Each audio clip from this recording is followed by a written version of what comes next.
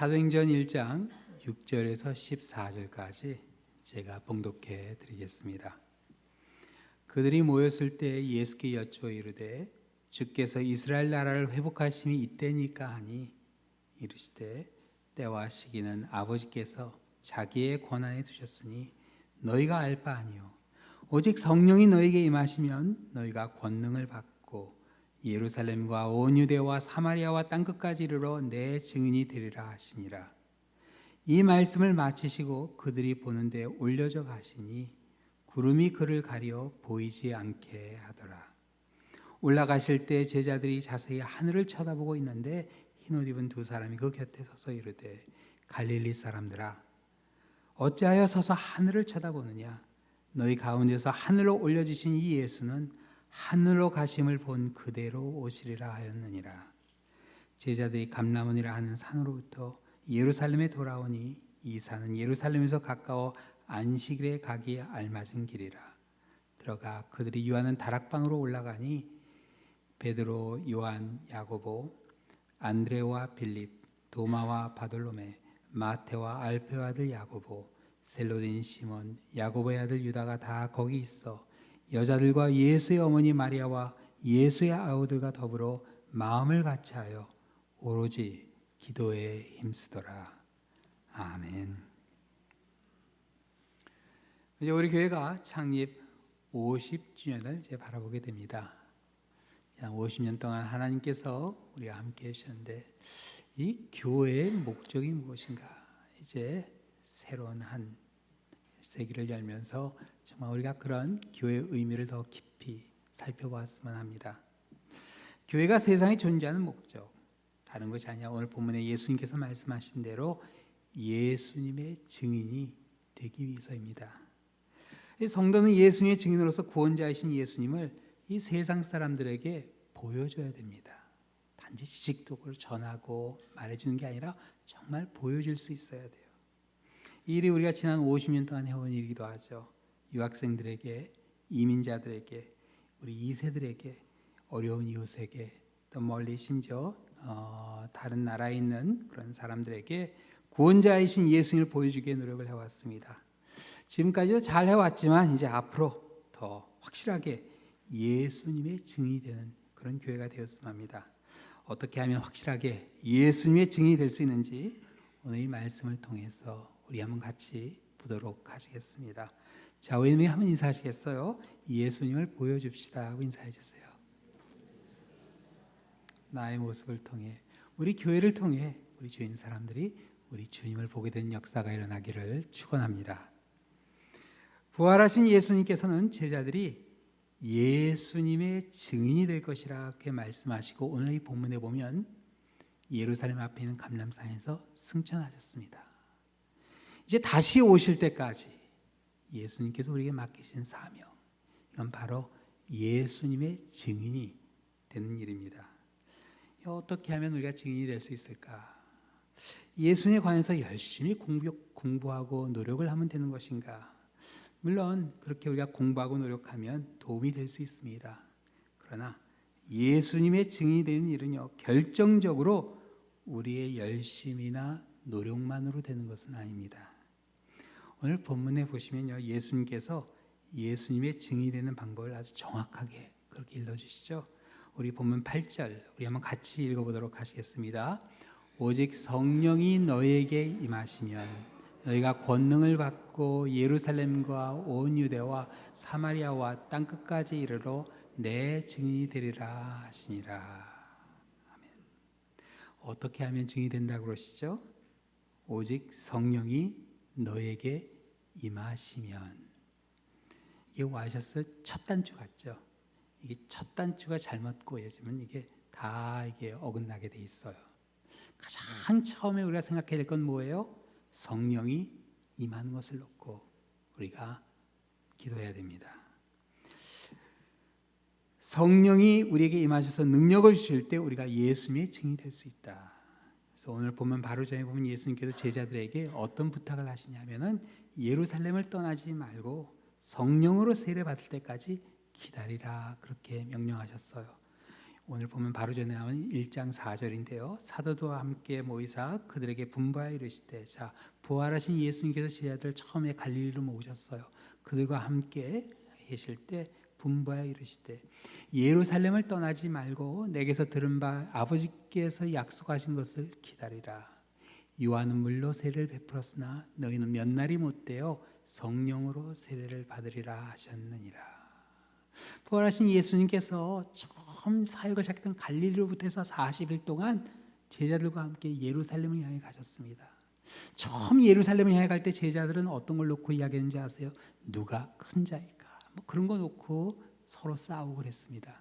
그런데 부활하신 예수님께서 다시 그들을 인도해서 예루살렘에 도착했을 때 그들로 하여금 그들에게 어떻게 해야 성령을 받을 수 있는가 하는 것을 보여주시죠. 예루살렘을 떠나지 말고 성령 세례를 받아야 된다 이렇게 말씀하세요.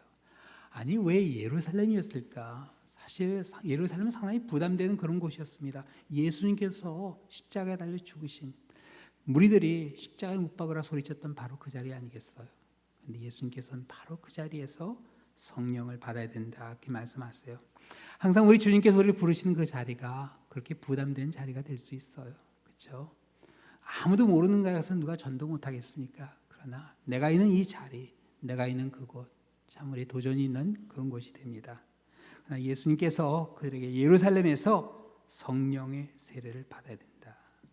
누가복음 11장에 보면 예수님께서는 하나님은 구하는 자에게 성령을 주신다 하는 그런 약속을 해주셨어요. 그래서 이런 말씀을 해주시죠. 구하는 이마다 받을 것이요 찾는 이는 찾아낼 것이요 두드린 이에게 열릴 것이라.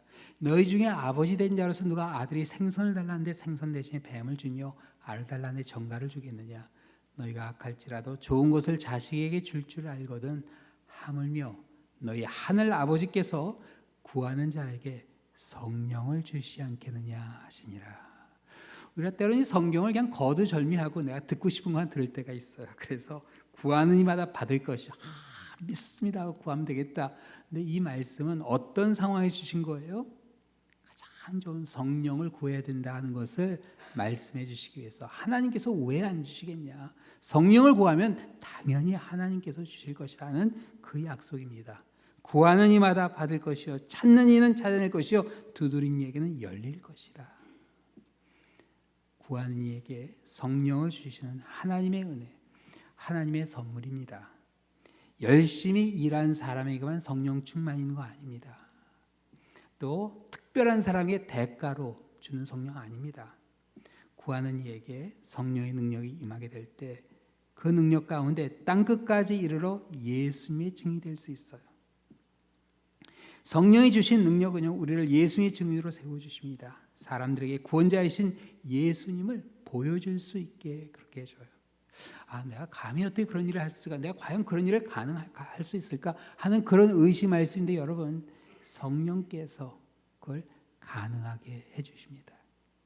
오늘 이 본문 끝에 보면 예수님이 승천하신 후에 성령의 능력을 처음 체험한 사람들의 이름이 열거됩니다.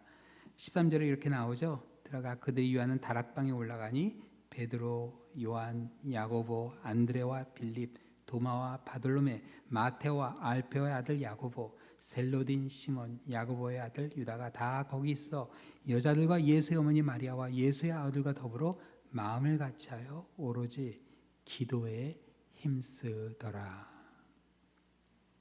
이렇게 기도했던 사람의 수가 오늘 보면 바로 다음에 보면 총 한 120명 그렇게 나옵니다. 적은 수는 아니었어요. 120명. 그러나 예수님의 말씀대로 예루살렘과 유대와 사마리아 땅끝까지 예수님의 증인이 되기에는 아주 부족한 숫자였습니다. 그렇죠? 120명 갖고 어떻게 그렇게 다 그렇게 복음을 전하겠어요? 그런데 6월절로부터 50일째 되는 오순절 아침에 놀라운 일이 일어나죠. 아침인데 이게 저녁 늦게 막 간절히 기도하면서 일어난 일이 아니에요. 아침에 다 한 자리에 모여 있는데 그 자리에 성령이 역사하십니다. 사실 그래요. 한 10일 같이 기도를 했는데 그 중에는 열심히 기도한 사람도 있고 대충 한 사람도 있었을 것이고 어린아이도 있고 어르신도 있는데 성령이 모든 사람에게 똑같이 선물입니다. 선물이에요. 자, 그 성령의 강림 가운데 어떤 일이 일어나죠? 하나님이 세상을 구원하시려고 독생자 예수를 세상에 보내신 큰 일을 여러 나라 말로 찬양하게 하세요. 큰 소리로 하나님이 하신 일을 찬양하게 하셨어요. 뭐 다른 게 아니었어요. 그냥 하나님이 하신 일을 선포하는 여러 나라 말로. 근데 당시에 이 오순절은 어떤 날이냐? 모세가 시내산에서 하나님의 율법을 받은 것을 기념하는 날이 오순절이기도 했습니다. 그래서 이 오순절은 유대인들 중에 어떤 사람들이 많이 모이는 날이냐 하면 율법의 열정을 갖고 있는 그런 사람들이 다 많이 모이는 그런 날인데, 로마 시대 각 지역에서 사람들이 모이는데 어느 한순간 들어보니까 자기 동네에서 쓰는 말이 들리는 거예요. 얼마나 반가웠겠어요. 그렇죠? 저는 홍콩에 자라서 가끔 이렇게 지나가다가 홍콩말 들리면 되게 반가워요. 저기 홍콩에서 온 사람이구나, 그런 생각 들어요. 자기 나라 말이 들리니까 너무 반갑게 이렇게 모였는데, 사람들이 다 거기 모여 있는데, 아니 그 안에서 여러 나라 말로 하나님이 하신 일을 찬양하는 거 얼마나 놀라웠겠어요. 그 자리에서 베드로의 첫 설교를 듣게 되죠. 그날 예수님을 영접한 사람의 숫자가 3,000. 여러분 이게 상상이 가세요. 120명의 성도들이 한순간에 그 교회가 어떻게 성장됐어요? 3,120명이 돼서, 야, 이런 일이 일어나면 어떻게 될까? 상상이 안 되죠. 이 성령께서 하신 일이 이렇습니다. 그런데 여러분, 그 다락방에서 기도한 사람들이 자기들이 여러 나라 말로 하나님이 하신 일을 찬양하게 되리라 상상이나 했겠어요? 그거는 성령께서 하신 일이죠. 아마 자기들도 하면서 너무 놀라웠을 거예요. 그렇죠? 네. 성령께서 하신 일이래요. 그 후에 예루살렘 교회에서 집사님들을 7 세우죠. 그 중에 성령이 충만했던 스데반 집사님은 참 놀라운 일을 하게 돼요. 대제사장 앞에서 예수의 이름으로 전하지 말라고 경고했는데 담대히 예수의 이름을 증거하게 되면, 여러분 거의 죽는 겁니다. 그 일로 인해서 스데반 집사님이 결국 돌에 맞아 순교하게 되지만, 집사님은 그날 돌을 던진 사람들에게 예수님의 모습을 어떻게 증거하는 줄 아세요? 사도행전 7장 55절 56절인데요. 스데반이 성령 충만하여 하늘을 우러러 주목하여 하나님의 영광과 및 예수께서 하나님 우편에 서신 것을 보고 말하되, 보라, 하늘이 열리고 인자가 하나님 우편에 서신 것을 보노라 한대. 예수님께서 이 말씀하셨죠. 내가 인자가 온 것을 보게 되리라. 그런데 여기 보면은 이 스데반 집사님이 보라, 하늘이 열리고 인자가 하나님 우편에 서신 것을 본다, 그렇게 증거했어요. 놀라운 체험이죠. 사람들은 믿지 않았습니다. 그러나 스데반 집사님은 하나님의 우편에 서 계신 예수님의 증인이 됩니다. 성령께서 하신 일이에요. 스데반 집사님과 함께 안수받은 빌립 집사님은요, 성령의 인도하심 가운데 에디오피아에서 온 내시에게 복음을 증거하게 돼요. 예수님을 전하게 돼요. 근데 이 내시는 에디오피아 여왕 간닥의 국고를 맡은 그런 높은 직위의 내시였어요. 이 사람이 예루살렘에 왔다가 이제 고향으로 돌아가는데, 그 광야의 길에서 이 빌립이 성령의 인도하심 가운데 이 내시를 만나게 된 거예요. 근데 참 놀라운 일이 일어나요. 이게 빌립이 다가갔는데 이 내시가 술에 앉아서 이제 가고 있는데 이사야서를 읽고 있었습니다. 읽고 있는 것을 이해하냐므로 이해 못한다고. 그랬을 때 빌립 집사님이 이사야서의 내용을 가지고 예수님을 증거하게 되죠. 기록된 말씀을 통해 예수님의 증인이 됩니다. 자, 이 빌립 집사님이 내가 저 사람에게 이사야서의 말씀을 준비해 가서 복음을 전하겠다, 예수님을 증거해야 되겠다, 그게 아니었어요. 그렇죠? 가보니까 그런 일이 일어나고 있었던 거예요. 그래서 성령께서 그 가운데 역사하신 겁니다. 또 사도행전 10장에 보면 베드로 또한 성령의 인도하심 가운데 가이사랴에 있는 백부장 고넬료의 집에 가서 예수님을 증거하게 됩니다. 유대인이었던 베드로가 유대인이 아닌 이방인의 집에 들어가는 것은 당시 유대인의 정서로 있을 수가 없는 일이었어요. 이게 넘을 수가 없는 경계였습니다. 근데 하나님께서 그 전에 어떤 환상을 보여주시죠? 율법에 먹을 수 없는 동물들을 하늘에서 보자기에 이렇게 쫙 내려주셔서 그걸 집어 먹으라고, 그걸 한 번도 아니고 3번이나 보여주셨어요. 그런 가운데 베드로가 이방인의 집에 들어가서 예수님을 증거하게 됩니다. 이방인을 사랑하신 예수님의 모습을 보여주게 돼요. 예수님의 증인이 되는 것은요, 이처럼 우리의 노력이나 계획으로 되는 일이 아닙니다. 무슨 전략을 세워서 우리가 이렇게 할, 그게 아니에요. 성령께서 그 순간 우리를 통해 역사하십니다. 이게 어떻게 역사할지 이게 도저히 예측이 안 돼요. 그렇죠? 그 다락방에 모인 사람들이 자기 외국말을 하게 되리라 상상이나 했겠어요? 스데반 집사님이 하늘이 열리고 하나님의 보좌 옆에 있는 예수님을 보게 되리라 생각이나 했겠습니까? 빌립 집사님이 에티오피아의 간닥의 여왕의 국고를 맡은 그 내시와 성경 말씀을 논하게 될지 누가 알았겠어요? 이방인의 집에 들어가서 예수님의 사랑을 전하게 될지 베드로가 상상이나 했겠습니까? 그러나 성령께서 하시는 일이에요. 성령께서 하시는 일입니다.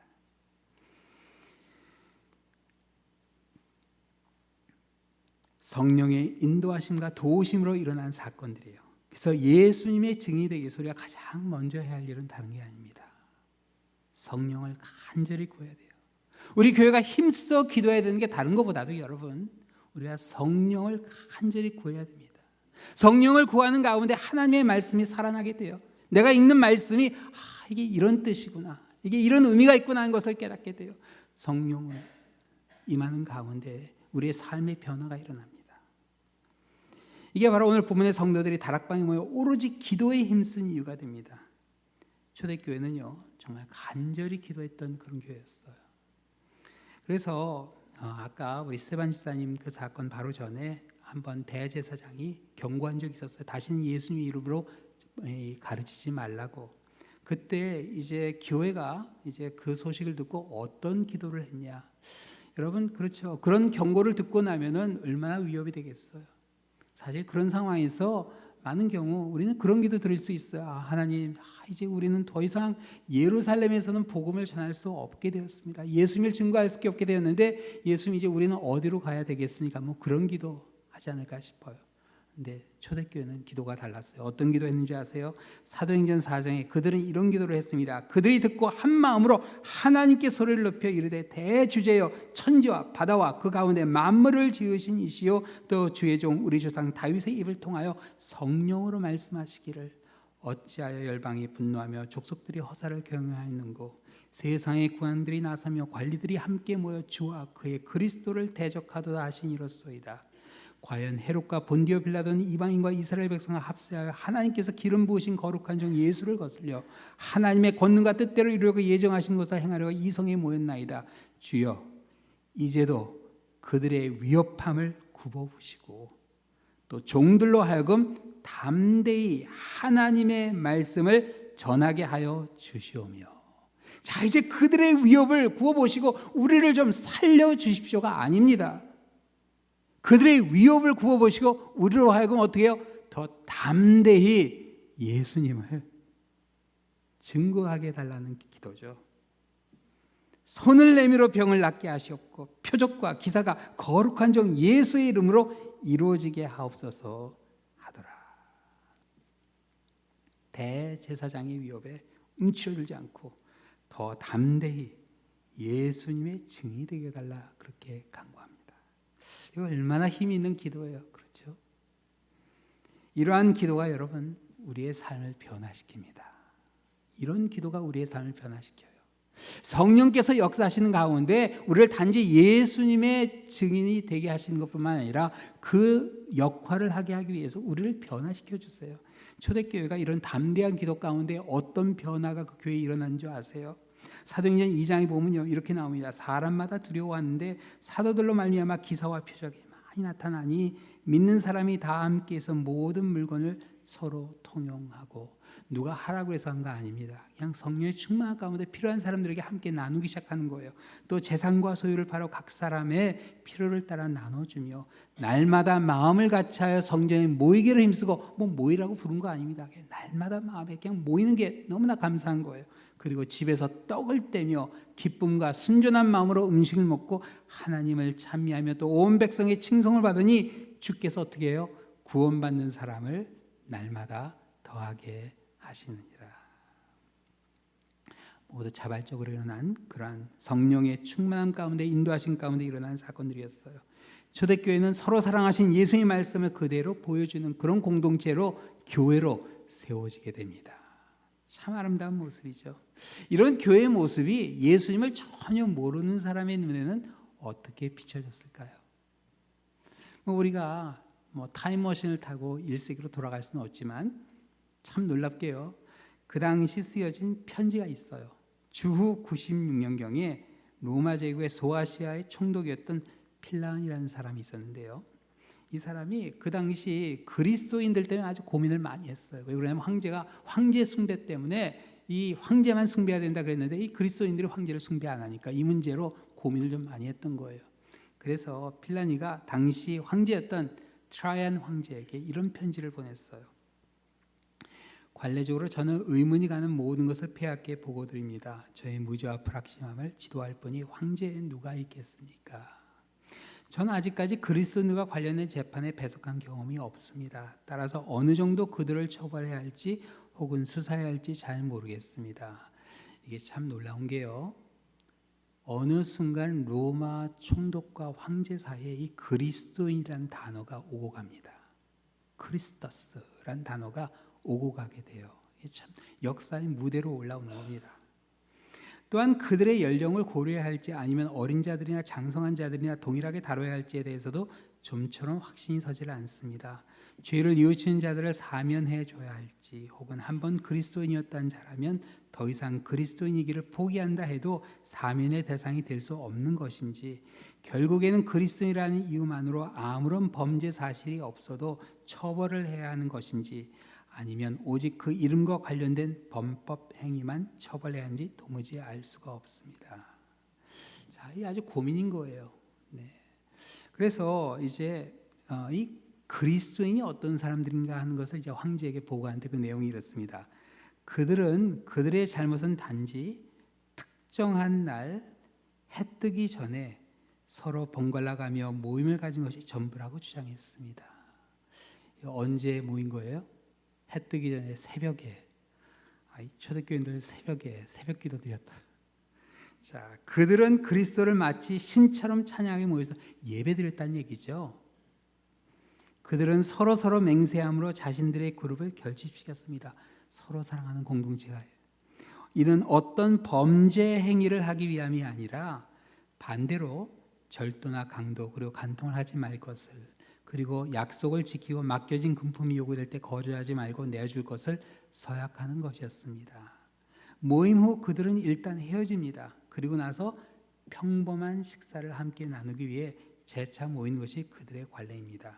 하지만 이마저도 그만뒀다고 그들은 말했습니다. 제가 폐하의 명령을 따라 그와 같은 폐쇄적인 모임을 금하는 칙령을 내렸기 때문입니다. 이게 재밌죠? 네. 이 당시 예수님을 전혀 모르는 사람 입장에서 이 교회를 이렇게 본 거예요.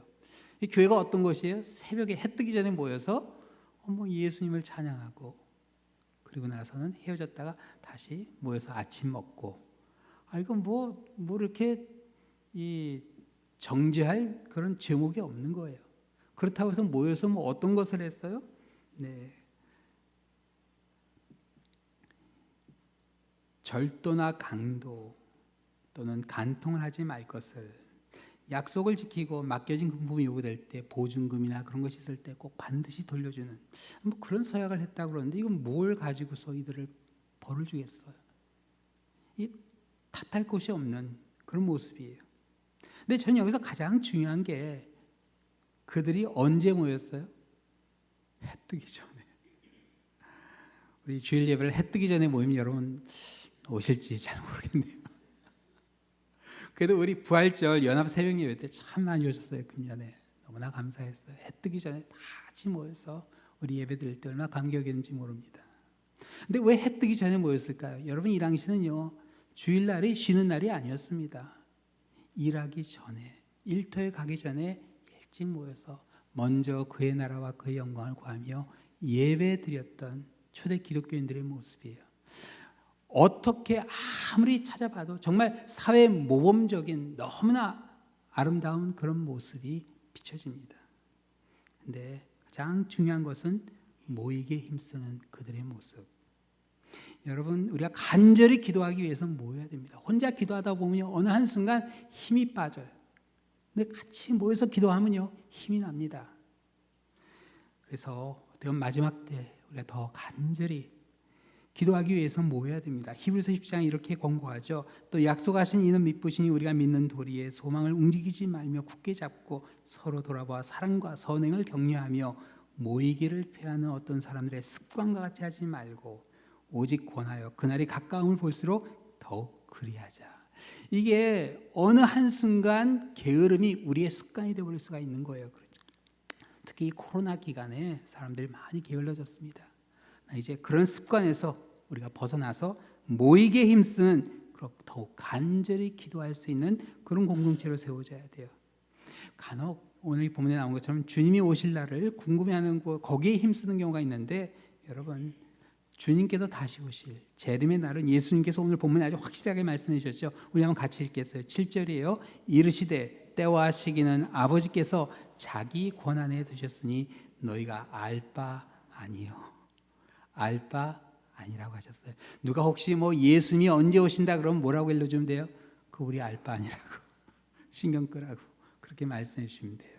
거의 귀가 솔깃했을 그런 거 하실 필요 없어요. 우리 알 바 아닙니다. 다 사탄의 속삭임이에요. 중요한 것은 우리에게 맡기신 어떤 일이에요? 예수님의 증인이 되는 일이에요.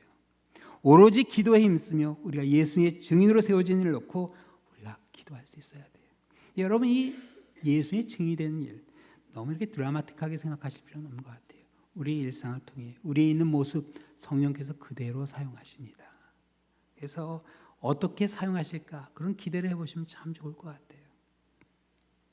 오래전 일이에요.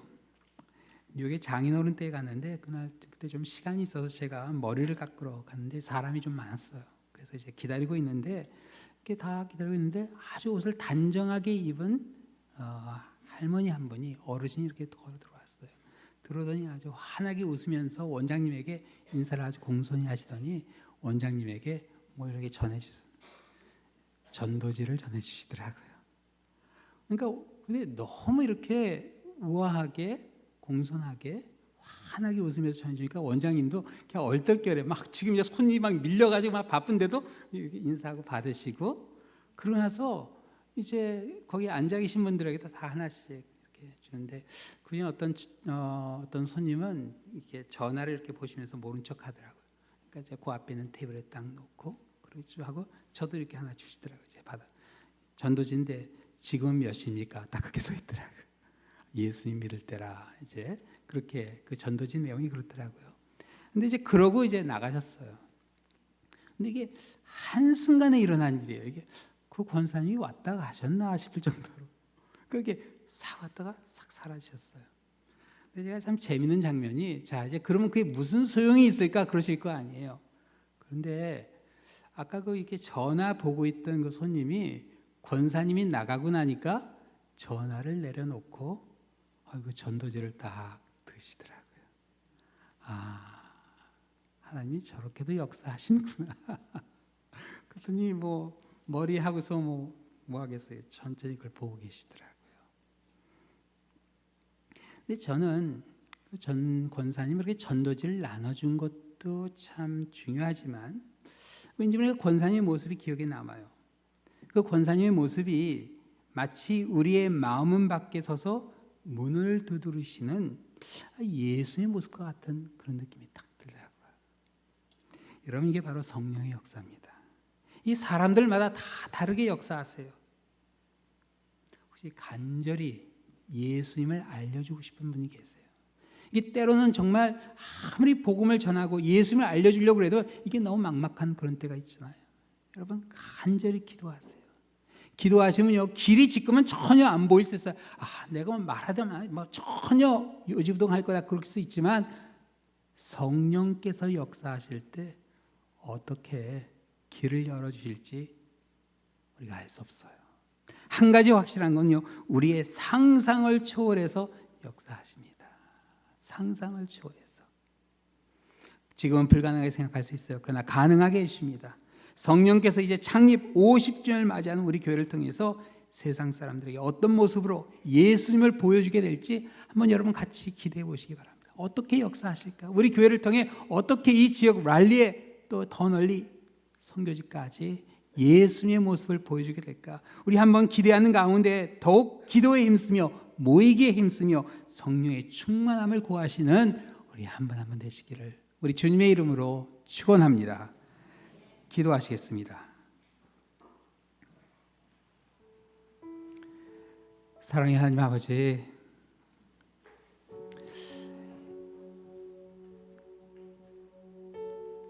예수님의 증인이 되어달라 그렇게 우리에게 부탁하셨는데 때로는 길이 보이지 않을 때가 있습니다. 정말 간절한 마음으로 예수님을 전해주고 싶지만 너무나 불가능하게 생각되고 길이 보이지 않는 그런 순간일지라도 우리의 기도 가운데 성령이 역사하실 때 우리를 통해 역사하시고 지금은 보이지 않지만 길을 열어주시고 광야에 길을 내시고 강을 내시는 하나님의 그 놀라운 권능의 역사가 우리를 통해 일어날 수 있으리라 확신합니다.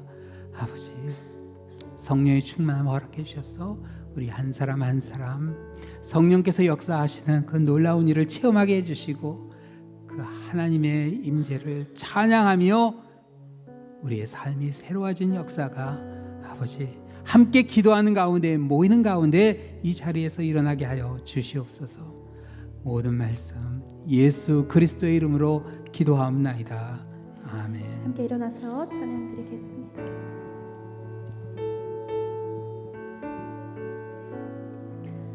기도를 멈추지 마라.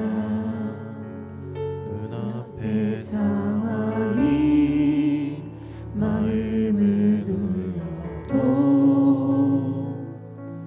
원망치 마라. 너의 입을 지켜라. 저들은 너의 입을 보고 있다. 마음을 뺏기지 마라. 마음을 뺏기지 마라.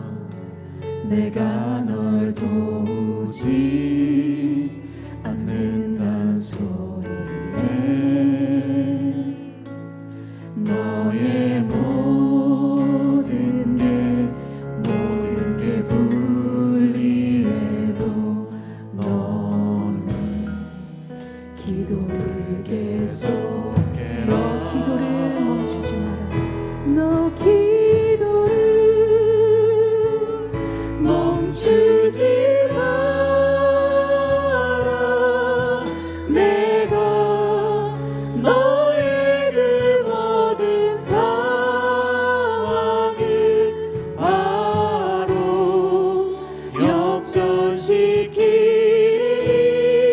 역전시키리. 너 기도를 멈추지 마라. 내가 잠시도 쉬지 않고 모든 걸 지켜보고 있으니 바로 역전되리라. 한 번 더 기도를 멈추지 마라. 기도를 멈추지 마라. 눈앞의 상황이 마음을 눌러도 원망치 마라. 원망치 마라. 너의 입을 지켜라. 저들은 너의 입을 보고 있다. 마음을 뺏기지 마라. 마음을 뺏기지 마라. 내가 널 도우지 않는단 소리에 너의 모든 게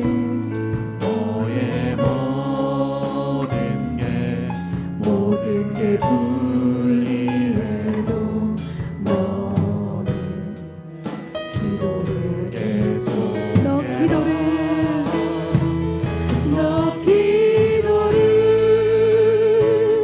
멈추지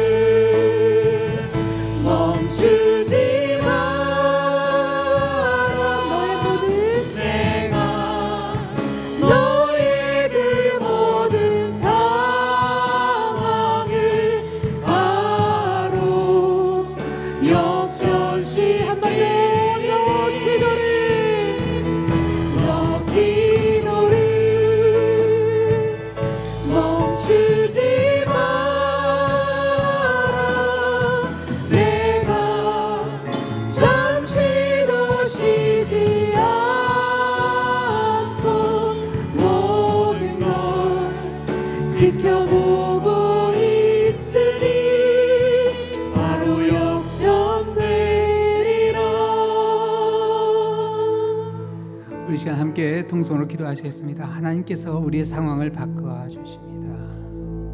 다른 게 아니라 정말 예수님을 증거하고 싶은데 길이 보이지 않고 막막한 그런 상황 속에서도, 심지어 박해를 받는 가운데서도 하나님께서 역사하셔서 성령께서 임하실 때 우리를 통해 예수님의 살아계심을 증거하게 됩니다. 우리에게 쉼을 주시고 평안을 주시고 우리에게 영원한 소망을 주시는 우리 주님께서 증거될 때 그 평강을 함께 누리는 축복이 그 자리에 있게 됩니다.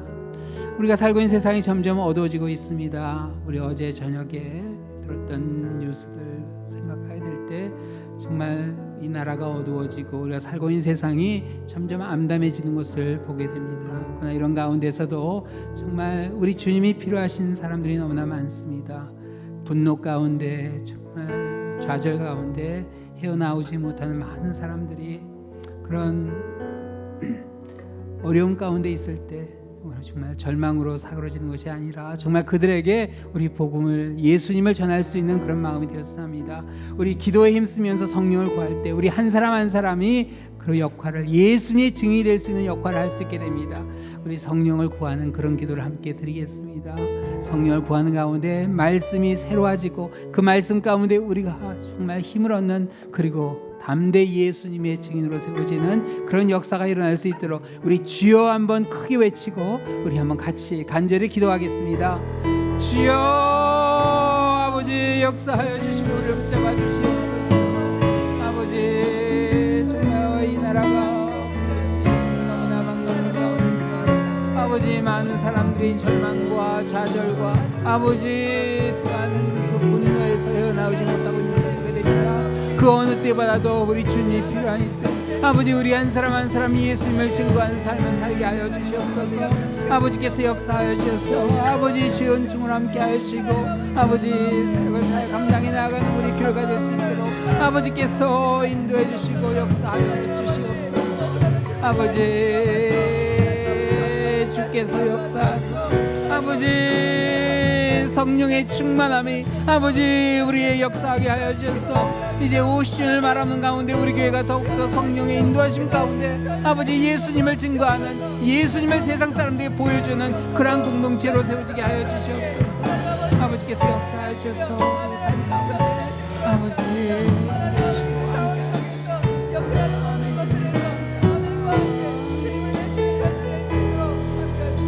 우리 한 번 더 기도하시겠습니다. 기도하실 때 우리 주위에 우리가 예수님의 증인이 되어야 될 그런 사람들이 있습니다.